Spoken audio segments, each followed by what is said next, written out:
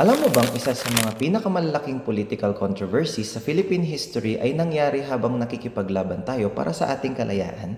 Noong 1897, habang nagpapatuloy ang himagsikan laban sa Spain, nahati sa dalawang paksyon ang mga Katipunero sa Cavite. Ang magdiwang na pinamumunuan ni Mariano Alvarez na kaanib si Andres Bonifacio na naniniwalang dapat manatiling sentro ng revolusyon ang Katipunan, at ang Magdalo na pinamumunuan ni Baldomero Aguinaldo na kabilang dito si Emilio Aguinaldo, at nais nila na mas organized at formal ang revolutionary government.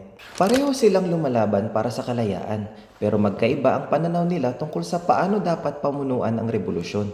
Dahil sa lumalalang alitan, inimbitahan si Andres Bonifacio, ang supremo ng Katipunan, upang mamagitan.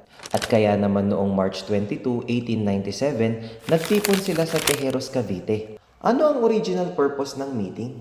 Ito ay para pag-usapan kung paano lalabanan ang mga Espanyol.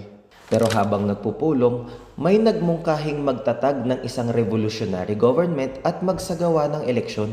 Sa halalan, nanalo si Emilio Aguinaldo bilang Pangulo kahit wala siya roon dahil nasa labanan pa siya. Si Andres Bonifacio naman ay nahalal bilang Director of the Interior. Pero biglang tumayo si Daniel Tirona at kunestyon ang kwalifikasyon ni Bonifacio para sa posisyon. Sinasabing mas bagay daw iyon sa taong may mas mataas na edukasyon. At doon na nga napahiya si Bonifacio sa harap ng mga delegado.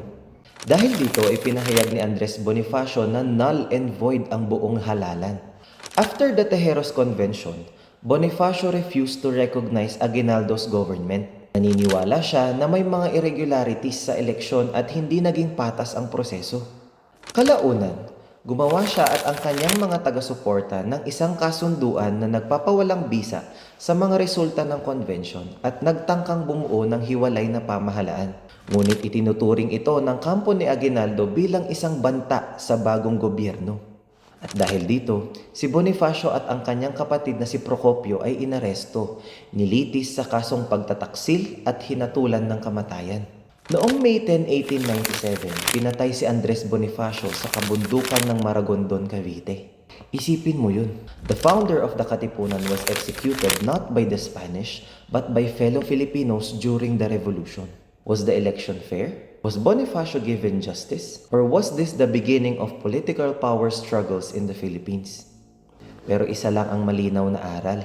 Kapag ang pagkakaisa ay napalitan ng personal interests, factionalism at power struggles, kahit ang pinakamahalagang adhikain ay maaaring magbago. Ako si Sir Ronnie at ito ang AP in 90 Seconds.